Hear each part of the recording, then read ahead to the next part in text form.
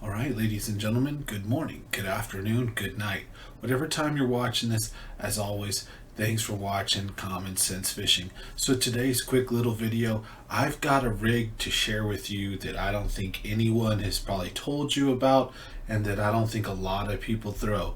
You may throw something similar to this, but I'm going to share my version and I'm going to also show you a couple of different ways you can throw it and some advice for throwing it. So first of all, what I'm talking about is called a double up rig. And it just allows you to fish multiple lures on one line. So first of all, usually this is a finesse rig done in the fall or winter, and you're going to want to do it on a spinning rod. Light tackle, medium action, medium, 6.5 to 7 feet. And usually when you're using this, so a lot of times when I drop shot, I'm throwing 6 pound test, maybe 8 pound test. However, when I use this rig, I like to use 10 pound test. This is 12 because I'm respooling up my bait caster with 12. I like to use 12 when I throw a jig. And with this, I'm just going to go ahead and use the 12 here. Sometimes line size does make a difference. However, if you work your lure correctly, I've caught plenty of fish on the winter with 12 pound test. And I'm fishing a very clear water fishery. Now, first setup I'm going to show you involves some form of bottom walker swim bait. Nothing too heavy. You want a smaller one, in my opinion. Something that matches the hatch and it's just right for your water. They make a lot of different color. You can get these in black and silver, black and white, see-through, the blue and see-through. You can get them in chartreuse, dirty water, stuff like that. You can get them in different colors. And then anywhere from maybe 18 inches, I would say, up to maybe 3 or 4 feet, you put your drop shot hook first. So what you do is you tie your drop shot first with a big long leader, and then depending on the length that you want to fish, that's where you put your bottom walker swim bait. And trust me, there are times when they will absolutely just crush this bottom lure and they want things on the bottom. That's when things like, say, the Ned rig or other lures might kill it. So when that happens and the fish want contact with the bottom, this bottom lure is going to get hit more often. When the fish are suspended just a little bit and they want the lure maybe with a lot more action, or they just need that action to entice them, this drop shot's going to get bit.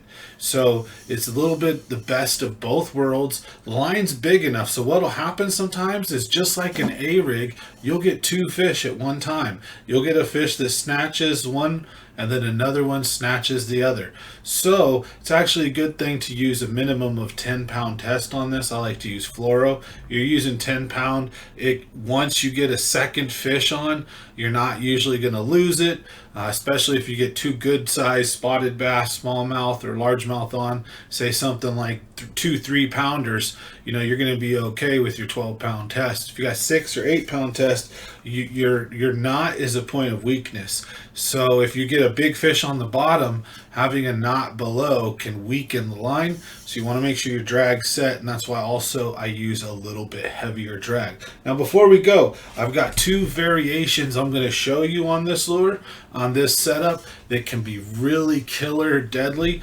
For one, remember to play with the leader length. Sometimes put these within about a foot of each other. Sometimes try up to 5 or 6 feet apart. Woo! And now, another thing you can use on the bottom here instead of a bottom walker swim bait.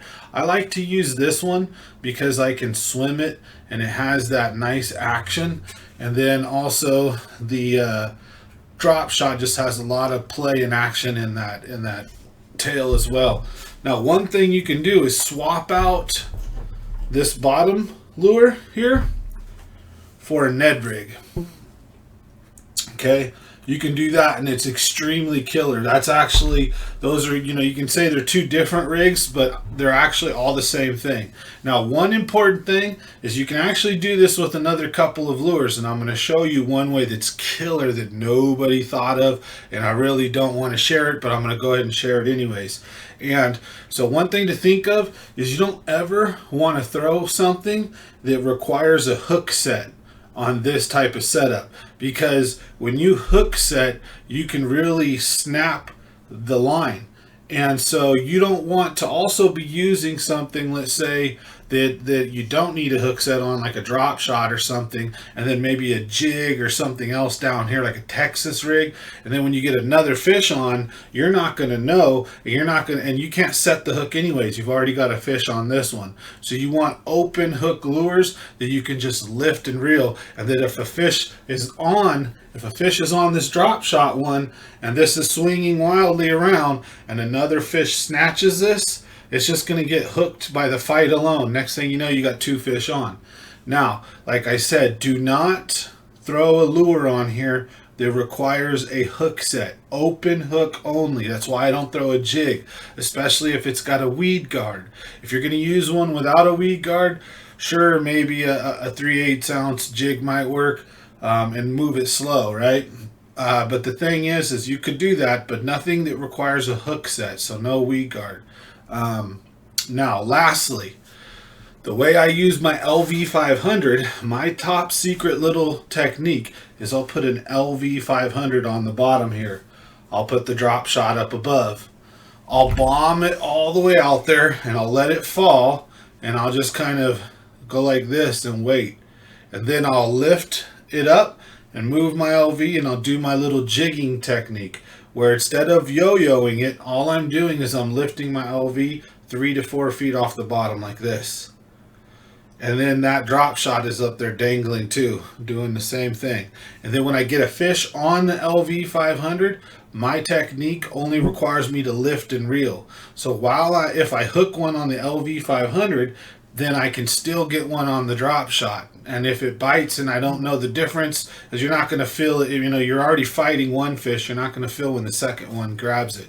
So with the drop shot open hook, you've got a lot better chance of actually catching that fish. And if the fish hits the drop shot first, and there's an LV500 swinging around down there wildly, when a fish gets it, because of all those treble hooks, you're just going to naturally stick it. So I hope this little rig trick helps out. I hope you guys enjoy the little tips and trick video. I actually did a video about this very same technique last year.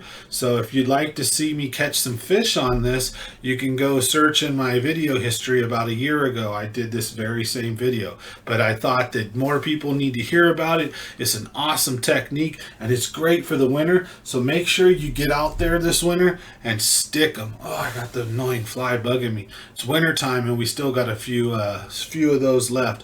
But it doesn't help. I've got a heater in here. This is a heated and air conditioned room. So yeah, sometimes they get in and get annoying. Anyways, thank you guys and gals for watching. We'll catch you guys on the next one. Don't forget to smash that subscribe and like.